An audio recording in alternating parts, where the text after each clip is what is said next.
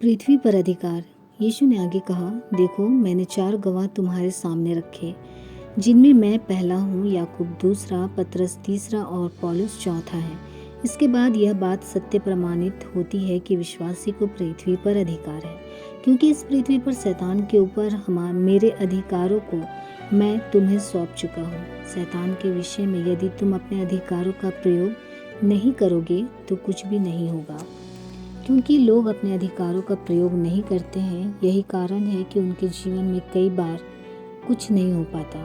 अब आप समझ गए होंगे कि जो कुछ भी आपके जीवन में घटित हुआ था वह क्यों हुआ, क्योंकि आपने उन्हें वैसा ही होने की अनुमति दी थी। क्योंकि हम अपनी सामर्थ्य और अधिकारों को नहीं जानते थे, इसलिए हमने उनका प्रयोग नहीं किया और इस तरह हमने शैतान को अनुमति दी कि वह जो चाहे करता रहे। हमें इस बात को अच्छी तरह से समझ लेना है।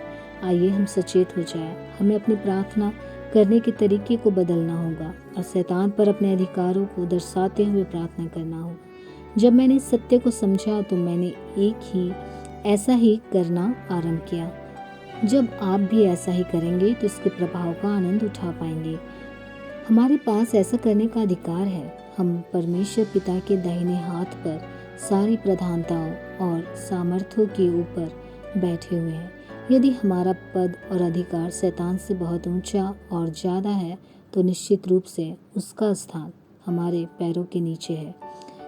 इफिसियों 1:22-23 में आगे यह पाया जाता है, सब कुछ उसके पांव तले कर दिया। ध्यान दीजिए, पैर देह के अंग है, पैर सिर का हिस्सा नहीं है, और उसे सब वस्तुओं पर शिरोमणि ठहराकर कलीसिया को दे दिया। यह उसकी देह है और उसी की परिपूर्णता है जो सब में सब कुछ पूर्ण करता है। जैसा कि जॉन ए मकमिलन नामक एक प्रचारक ने कहा कि मसीह की देह में स्थित छोटे से छोटा अंग भी, जो पैरों के तलवे और पांव की सबसे छोटी उंगली के नाखून या पांव की सबसे छोटी उंगली, उन सब सामर्थ्य शक्तियों से कितना अधिक ऊंचा स्थान रखती है जिनके विषय में हम अभी विचार कर रहे हैं। स्मरण करें, यीशु ने लूका 10:19 में उन अन्य 70 चेलों को भेजते समय क्या कहा था?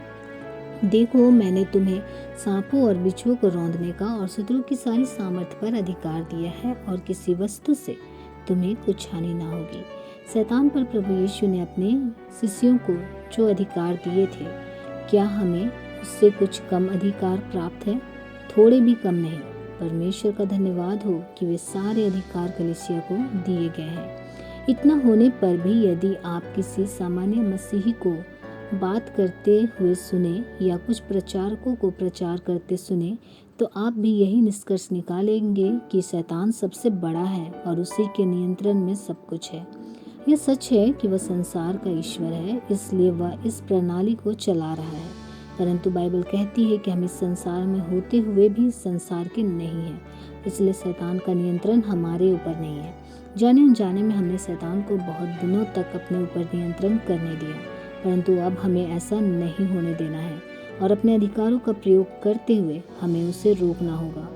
यह हंसी मजाक का विषय नहीं है, यह एक बहुत गंभीर विषय है। इन बातों को हल्के रूप में लेना हमारी मूर्खता होगी। एक प्रचारक ने एक जागृति सभा में मुझसे कहा, देखिए भाई हेगन, मैंने शैतान को दौड़ने के लिए बाध्य किया है, परंतु परेशानी यह है कि मैं उसके आगे आगे दौड़ रहा हूँ और वह मेरे पीछे लगा है। इस प्रकार के हल्के फुल्के कथनों को कहना केवल हमारी अज्ञानता और मूर्खता को दर्शाता है। सबसे पहली बात तो यह है कि आपको शैतान से भागने की कोई आवश्यकता नहीं है। बाइबल बताती है कि वह आपके पास से भागेगा, आपको उससे भगाना है। मैं सोचता हूँ कि आज के समय में यह बड़े दुख की बात है कि अपने अधिकारों से अनजान होने के कारण या उनका प्रयोग ना करने के कारण बहुत से प्रचारकों और कलीसियाओं की दशा ज़्यादातर ऐसी ही है कि वे आगे आगे भाग रहे हैं और शैतान उनके पीछे लगा है। राजाओं की मानिंद शासन करना। आइए हम फिर से रोमियो 5:17 पर ध्यान दें, क्योंकि जब एक मनुष्य के अपराध के कारण मृत्यु ने उस एक ही के द्वारा राज्य किया, तो जो लोग अनुग्रह और धर्म रूपी वरदान बहुतायत से पाते हैं, वे एक मनुष्य के अर्थात यीशु मसीह के द्वारा अवश्य ही अनंत जीवन में राज्य करेंगे। अंग्रेजी की एम्प्लीफाइड बाइबल में इस प्रकार पाया जाता है कि हम उसी एक प्रभु यीशु मसीह और अभिषिक्त के द्वारा इस जीवन में राजाओं के समान राज्य करेंगे। परमेश्वर की योजना हमारे लिए यह है कि हम इस जीवन में भी राजाओं के समान अधिपत्य रखें। यह अधिपत्य गरीबी, बीमारी और अन्य सभी सांसारिक परिस्थितियों पर है जो हमें बाधा पहुंचाती है। हम शासन करते हैं क्योंकि हमें शासक बनाया गया है। हम यीशु मसीह के द्वारा प्रदत्त अधिकारों के द्वारा राज्य करते हैं।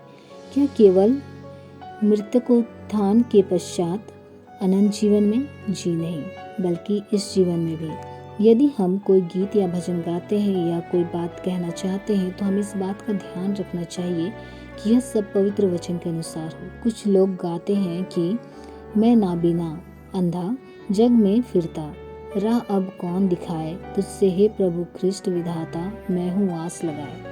ठोकर खाकर पाँव से मेरे बहती खून की धारा, पाप और दुख के बादल काले सिर पर है मंडलाए। यहाँ मैं मारा मारा फिरता एक भिखारी की मानिंद धूप, ठंड और बरसात को सहता नंगे बदन और कोई नहीं है सहारा, इत्यादि। यह सब अविश्वास से भरी हुई बातें हैं। हम भिखारियों के समान नहीं भटक रहे हैं, क्योंकि हम भिखारी नहीं हैं। हम परमेश्वर की संतान हैं, परमेश्वर के वारिस हैं, परमेश्वर के संगी वारिस हैं। रोमियो 8:17। हम मसीह की देह हैं। हम मसीह के साथ सर्वसामर्थी परमेश्वर के दाहिने हाथ पर और अधिकार के सिंहासन पर सब प्रकार की प्रधानताओं, सामर्थ, शक्तियों और प्रभुताओं के सर्वोच्च पद पर विराजमान है। परमेश्वर की महिमा हो। उपरोक्त बातों से तो भिखारी के जैसे स्थिति प्रदर्शित नहीं होती। या प्रिय यीशु, मुझे भूल न जाना, काश कि मैं ऐसा कर सकता। तुम कहीं किसी छांव में खड़े यीशु को पाओगे, या अपने महिमा के देश के कोने में मेरे लिए एक छोटा सा कमरा बना देना, इत्यादि। भावार्थ वाली बातें भी उपरोक्त वचन के अनुरूप नहीं है। मैं ऐसे निरर्थक गीतों को सुनने की अपेक्षा अपने कानों में रुई ठूस कर सो जाना ज़्यादा पसंद करूँगा। परंतु हम इस प्रकार के गीतों को इतने लंबे समय से गाते आए हैं कि हम विश्वास करने लगे हैं कि यही सच्चाई है। भिखारी के समान भटकते ऐसे भावार्थ वाले गीतों को गाकर कुछ लोग भाव विभोर हो जाते हैं और समझते हैं कि वे आशीष पा रहे हैं। अधिकतर हम मसीही लोग चिड़ियों के बच्चों के समान व्यवहार करते हैं, जिनकी आंखें तो बंद होती है परंतु मुंह बहुत बड़ा खुला होता है। कोई भी आकर उनके मुंह में कुछ भी डाल सकता है। हम हजम करने को तैयार रहते हैं, परंतु मैं अपनी आंखें बंद और मुंह खुला नहीं रखूंगा। इसके विपरीत मैं तो अपनी आंखें खुली और मुंह बंद रखूंगा।